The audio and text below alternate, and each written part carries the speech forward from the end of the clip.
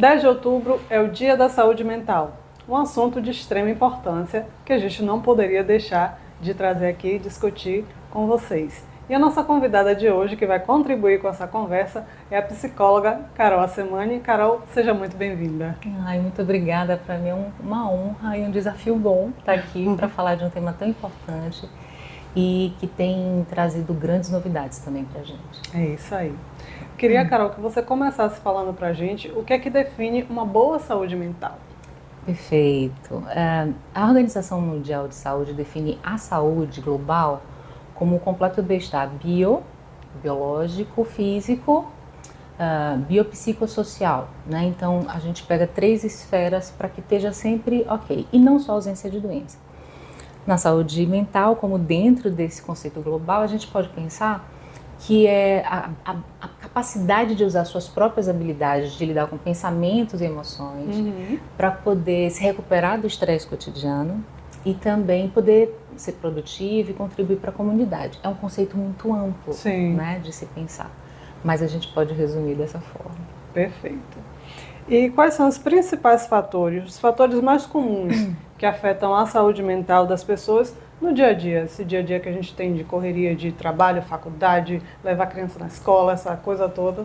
Perfeito. Eu gosto de pensar nos fatores justamente nessas áreas, né? Então, se a gente pensar no biológico, no físico, uma pessoa que tem dor crônica, ela provavelmente pode ter a sua saúde mental afetada, emocional. Sim. Viver com dor é muito difícil, é muito pior, assim como uma doença crônica.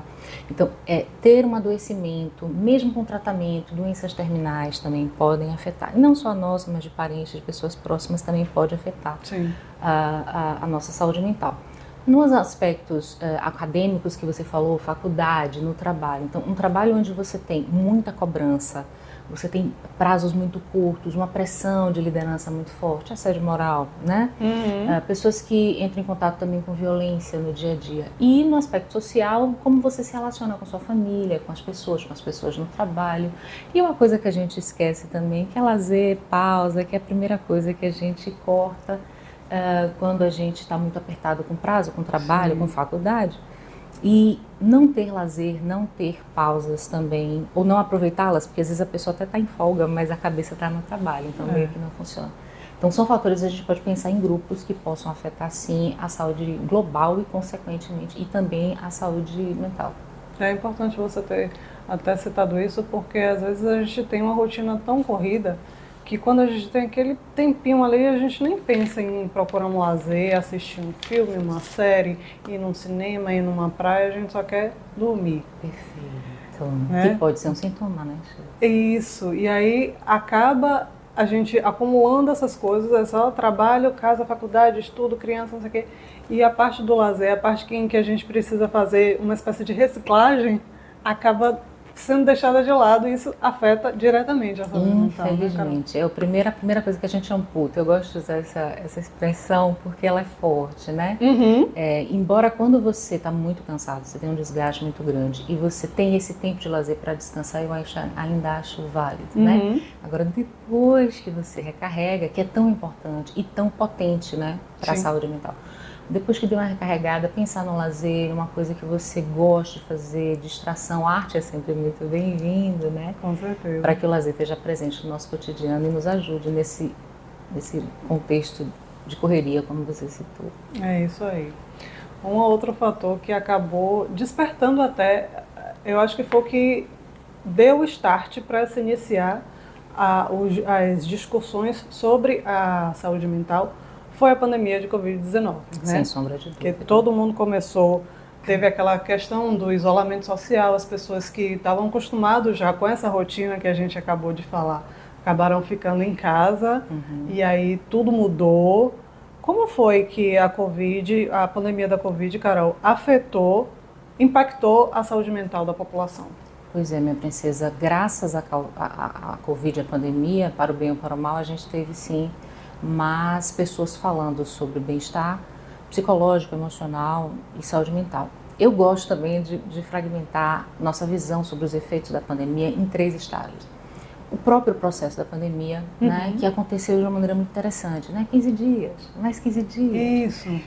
que para a gente da saúde a gente sabia que não seriam mais 15 dias, né? A gente pensava que desde fevereiro já não deveria ter carnaval se a gente tivesse uma estratégia epidemiológica eficiente no país. Sim. Mas teve, e a população foi pega de surpresa, né? Para uma coisa que não poderia ser. Então, na pandemia, a gente viveu muito medo do contágio, medo da morte. Exato. Muita ansiedade, como é que vai ser, como é que vai sobreviver. A gente teve um enlutamento, né? Muitas pessoas perderam entes queridos de uma maneira, às vezes, completamente evitáveis, o que piora o processo do luto, né? Exato. Porque quando é uma morte inevitável, que é o fim de todo o ser humano, né? A nossa finitude, a aceitação pode ser um pouco mais rápida ou mais tranquila. Sim. Mas, sabendo que poderia ter sido evitado, a gente pode entrar em luto patológico, que é uma coisa que a gente prolonga esse luto, né? Então, por si só esses 3 elementos, ansiedade, medo, o estresse também que veio junto, o enlutamento e a depressão que veio um pouquinho mais no fim do processo, no início era tudo alegria, a gente já tem um impacto significativo na própria pandemia. A gente está agora nesse período chamado pós-pandemia, e aí é importante a gente trazer, Sheila, uma coisa que tem me chamado muita atenção, que é a síndrome do pós-Covid. Eu não vejo muitas pessoas falando isso em termos de saúde mental, ou também conhecida como Covid longa. Ele é um efeito que tem sintomas no corpo, mas também cognitivos. Alteração de memória, muito branco, uma fadiga extrema que interfere no seu processo como um todo. Então, estamos avançando nisso tudo, mas é uma coisa que chama muita atenção, porque às vezes a pessoa vem com um sintoma e não consegue correlacionar com as pessoas que tiveram Covid, e principalmente até 50% de pessoas que tiveram Covid sem a vacina tendem a ter mais sintomas, inclusive mais sintomas cognitivos e psicológicos. E aí agora vem um lado um pouco complicado, que é o que virá a posteriori, né, como efeito de tudo isso. Principalmente na juventude, né, nas crianças, nos adolescentes, nos adultos e nos idosos, né? O nosso futuro não é muito otimista. Caramba. Porque nós temos, além de todos os aspectos emocionais relacionados com isso, nós temos também o fato de que nós desenvolvemos uma outra relação com o que é online e o que é offline, né? Então, a quantidade de pacientes de todas as idades que trazem a questão da procrastinação, a ansiedade presentificada, e muitas pessoas que viveram esse período muito ansioso, não fizeram tratamento, e a ansiedade, ela cobra um preço, minha princesa, se a gente não trata.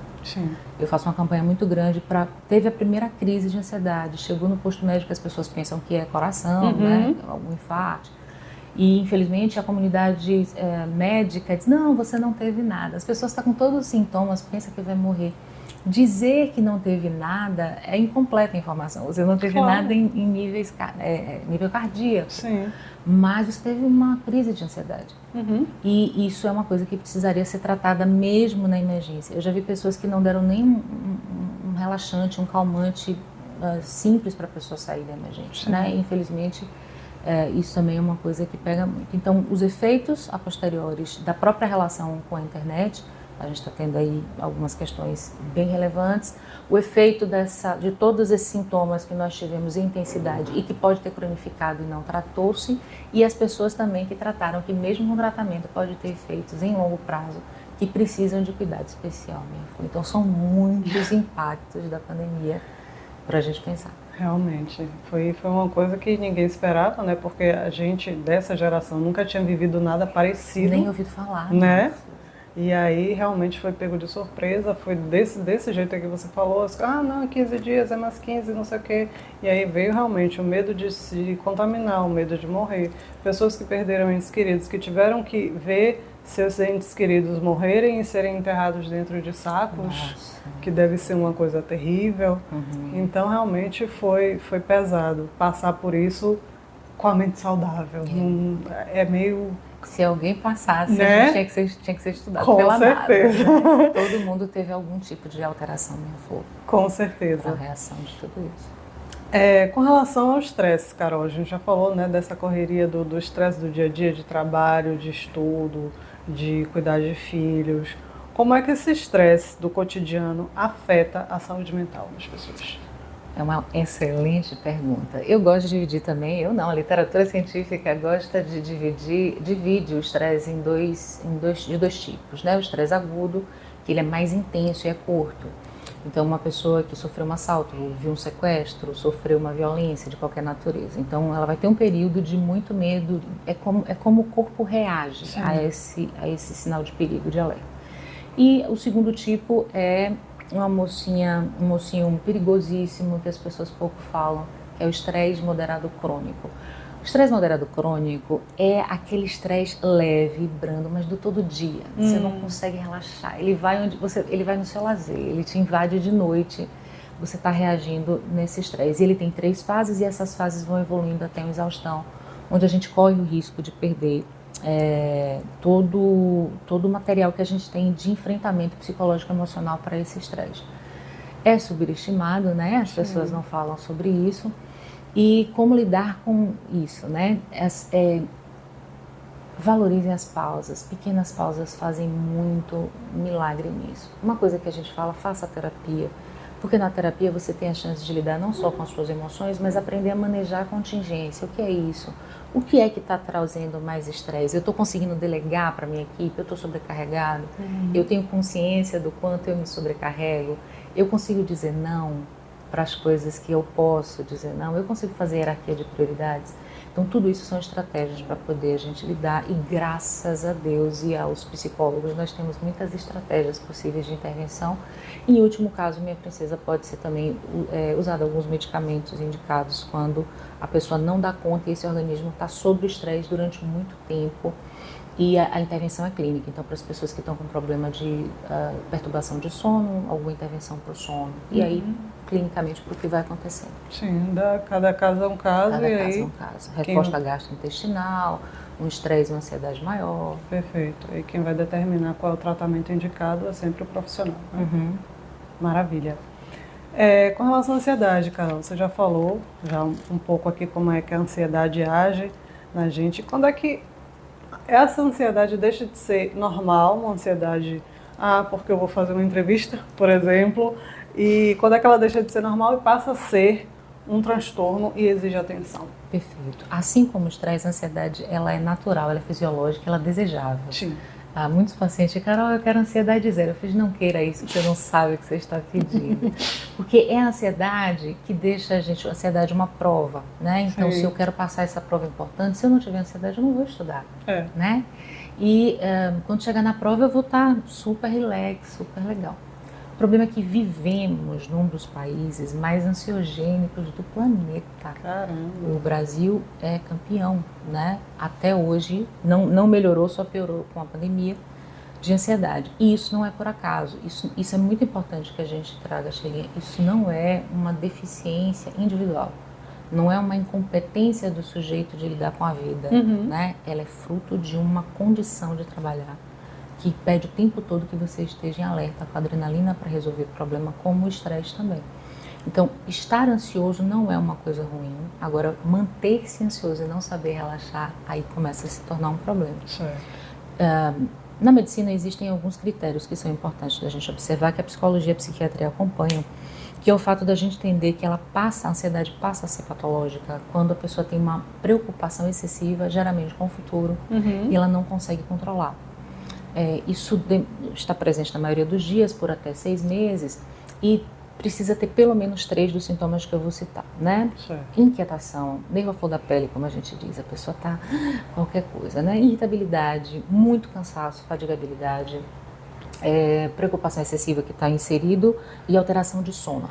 E aquele que a gente falou que está presente também na Covid tardia, que é dificuldade de concentrar-se. Sim. A pessoa fica com uma névoa na cabeça. Então, esses são sintomas de uma ansiedade que está nesse organismo durante muito tempo e que ele não consegue fazer pausas, não consegue interromper. E mais um critério para a gente saber quando é fisiológica ou quando ela é patológica é o sofrimento clínico, né? Que a gente observa é quando você tem prejuízo no trabalho, nas relações. Imagina uma pessoa que está sempre irritada.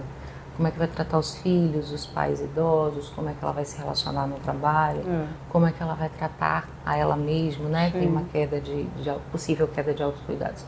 Então, tudo isso a gente contabiliza, porque é possível que uma pessoa esteja com um pouco de ansiedade acima do normal, mas ela esteja bem, ela esteja produtiva, não seja uma coisa que causa sofrimento, porque no fim de semana ela consegue relaxar, ela tem estratégias para lidar. Então, nós pesamos todos esses critérios para poder fazer um diagnóstico diferencial e garantir que o que essa pessoa está tendo e, consequentemente, fazer um tratamento específico. É isso aí. Outro assunto que a gente sabe que está diretamente relacionado à saúde mental, porque a gente vê muita coisa, são as redes sociais, né? A gente vê, não só os jovens hoje em dia, inclusive uma coisa que preocupa bastante, que eu até já tratei aqui com algumas psicólogas sobre isso, a questão das crianças cada vez mais usando rede social, cada vez mais cedo. E como é, Carol, qual é o impacto da rede social na saúde mental das pessoas e como é que a gente consegue ter esse equilíbrio para não conseguir sofrer essas consequências negativas? Vamos lá. Sheilinha, eu acho que isso merecia uma entrevista exclusiva. Só para isso, só para esse assunto. Mas eu vou tentar resumir, minha princesa, porque a gente tem vários aspectos a ser observados com o uso excessivo e abusivo de redes sociais, né? Porque, de novo, você está com dificuldade de sair das redes sociais, não é uma questão individual. As redes sociais são planejadas para que a sua atenção fique cada vez mais ligada com as redes. Exato. Existem pesquisas que dizem que a gente pega, em média, durante o dia, 200 vezes no celular, e são mais de 2.000 toques. Nossa! Só para se a gente pensar em mão, a gente já tem ali uma coisa para ficar atento. Então a gente tem as questões de manejar, né, a mãozinha pequena da criança, a dificuldade de pegar. Ela não tem estrutura, ela não tem trabalho motor ainda para isso. Sim. A Associação de Pediatria Internacional e do Brasil também proíbe, né, não aconselha até 2 anos que a pessoa tenha contato com tela, e a partir daí a idade vai crescendo, e aí 1 hora por dia, 1 hora monitorada, adolescente não deveria ter acesso livre, porque isso tudo traz consequências. E aí, pensando em termos de consequências, a comparação. Sim, a comparação é um fenômeno importante, né? Sim. A gente vê a vida perfeita do outro, o padrão, a fortuna do influencer, o corpo perfeito. E num organismo jovem, né, adolescente, isso é muito injusto, porque nós somos pessoas diferentes, com corpos diferentes, estruturas diferentes. Obviamente que a gente ter parâmetro de saúde é importante, mas padrão estético, opressão e ditadura estética é uma outra coisa. Então a gente vê muitos adolescentes deprimidos, com baixa autoestima. Não é à toa que cresceu o número de cirurgias plásticas em adolescentes no mundo. Nossa. Né? Então, um problema de não aceitação, um problema de comparação, das pessoas se tornarem todos parecidos. Então, por si só, aí também já é um tema importante. A gente tem, como eu observei, uma produção do uso, abuso ou uso problemático e excessivo das telas, né? A gente não usa o termo vício, mas quando a gente fala vício tecnológico, vício digital, fica fácil da maioria das pessoas entender. Sim. Ainda não é uma entidade nosológica, ainda não é classificado como uma doença, mas em breve as pesquisas estão caminhando para isso. A gente tem o caso já instituído como doença, o transtorno por jogo na internet. A gente já tem isso com prejuízo terrível para a vida, né, geralmente do jovem. A gente tem também agora uma coisa, infelizmente, avassaladora, epidêmica, danosa para a população brasileira, que são as bets, né, os jogos de apostas à sua mão, acessível, convidativo, com imagens infantilizadas às crianças, aos adolescentes, com um sistema de recompensa dopaminérgica imediato, de novo produzidas, não perdi nessa, ganhei nessa, você começa ganhando muito, perde, vira um transtorno e precisa de intervenção psicológica e psiquiátrica. E então, Carol, como é que a gente faz para equilibrar, né, esse uso? Que a internet de fato é uma coisa necessária que a gente precisa usar, é uma coisa maravilhosa, como você falou, mas como é que a gente equilibra para não chegar a perder a mão, a sofrer as consequências negativas que as redes sociais podem trazer? Perfeito, minha princesa. Eu posso dar algumas dicas, mas nesse caso, se você está tendo dificuldade, você está perdendo muito tempo, né, nas redes sociais, se você se pega procrastinando muito, rolando tela, né, se é muito tempo nas séries, nos jogos, né, online, eu enfaticamente sugiro que você procure um psicólogo. Se você está vendo que seu filho está muito tempo online, porque com o psicólogo a gente vai entender todos os elementos que trouxeram aquele comportamento, Uhum. principalmente como, né, o ambiente offline, né, como é que a nossa convivência foi perdendo o interesse, Sim. né? E o psicólogo vai te dar condições de você aumentar a sua tolerância ao mal-estar, porque as pessoas têm dificuldade de lidar com o tédio, com a frustração, com o tempo da fala do outro, que a gente não pode acelerar na vida real para 2x quando a gente está com pressa, né? Não é um vídeo curto, às vezes é um vídeo longo. Uhum. Então, para poder lidar com essa realidade do jeito que ela é. Então, aprender a tolerar, né, esse mal-estar que no início é grande, mas com o tempo ele pode ir diminuindo. A regular as suas próprias emoções sozinho e naturalmente. Não precisa pagar 15 milhões, 15 mil, 5 mil reais. Não precisa, a gente ensina a fazer isso naturalmente e gratuito, entende por que isso aconteceu e vai fazer alguns manejos de contingências, que é essas dicas que a gente pode passar para você que está aí. Tentar implementar aos pouquinhos enquanto o psicólogo não chega, né? Então, retirar as notificações. Notificações vão... Você está aqui na vida real, até fazendo coisas bacanas, apita a notificação, você para. E parar a atividade é muito ruim, a gente demora até 20 minutos para se concentrar de novo, segundo algumas pesquisas. Então, diminuir a notificação, se não o dia todo, se você trabalha com seu celular, mas em momentos específicos, né? Na hora do lazer, na hora do cafezinho, na hora da refeição, né? Na hora que você vai adormecer. Desinstalar aplicativos, sim, desinstalar aplicativos também é um recurso importante. Dificultar o acesso, né? Tá ali na beira da mão, a gente geralmente quando vê já pegou. Adolescentes e jovens, período de prova, dá conscientemente o celular para a mãe enquanto está no período de prova, né? Pede para alguém te ajudar. Hoje nós temos inclusive aplicativos que ajudam você a contabilizar o tempo que você está nas redes sociais e a gente se assusta quando a gente vê os números. É verdade. Né? Então essas são estratégias que podem ajudar as pessoas de maneira geral a diminuir os impactos negativos, né? Abusivos e excessivos do acesso à rede social e à internet como um todo. Perfeito. Você falou uma coisa muito importante, que é o momento de procurar o psicólogo. Mas tem muita gente, Carol, que ainda tem uma resistência muito grande em procurar um psicólogo. Não vou procurar psicólogo. Psicólogo é coisa de maluco. Eu não estou maluco, então não preciso. Quais são as principais barreiras que as pessoas colocam para não procurar ajuda profissional? Então, minha princesa, o desconhecimento, ele ainda é um fator importante.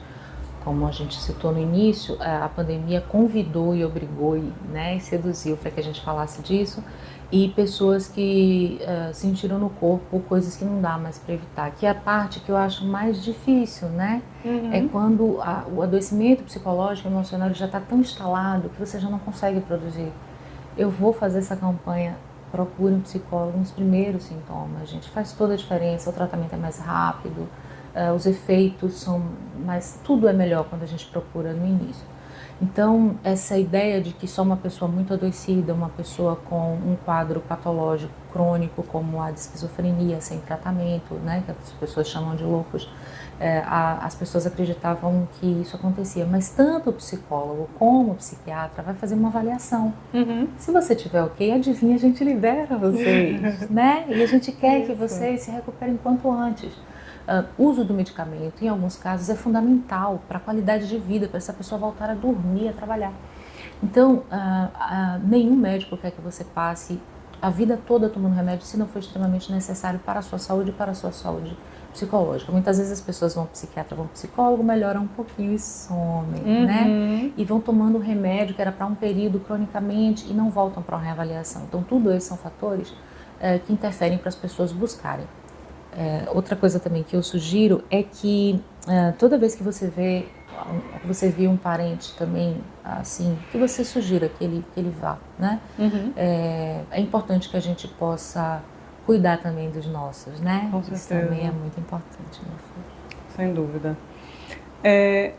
Algumas coisas que podem parecer, que a gente fala e podem parecer clichê, mas que são muito importantes para a saúde mental também, Carol. O sono, a alimentação e a atividade física. Eu queria que você falasse pra gente como é que essas coisas influenciam no bem-estar emocional. Nossa, Sheilinha, cada vez que eu estudo, a gente vai ver pesquisas recentes.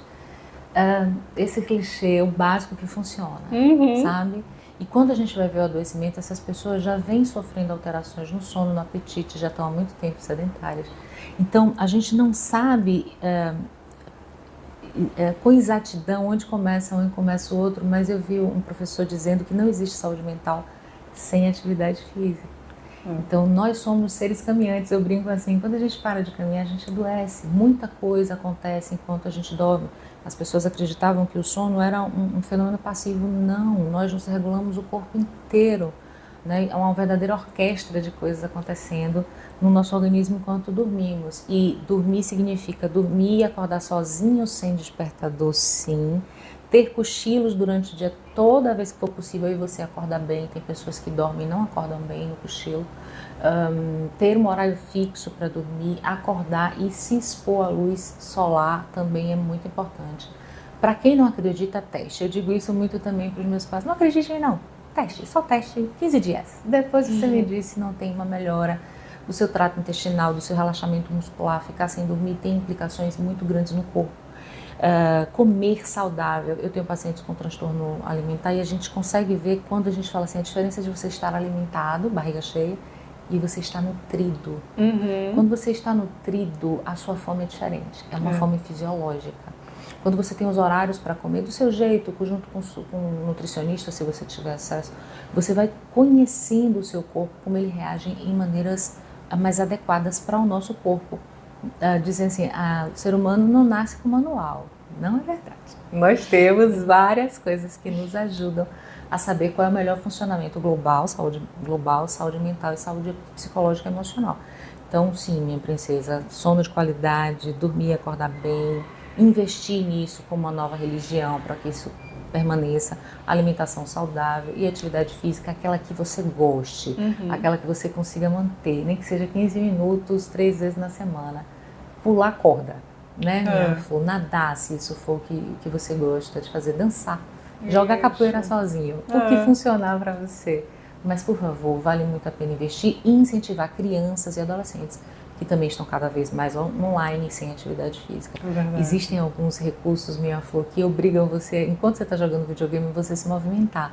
Eu super indico, é maravilhoso você ter, porque você consegue fazer um casamento perfeito entre o online e a movimentação que o offline precisa. Sim, e aí é bom que já une as duas coisas, né? Totalmente. Que aí a criança, o adolescente vai conseguir ter o joguinho dele ali, mas ao mesmo tempo se movimentar e fazer aquela atividade.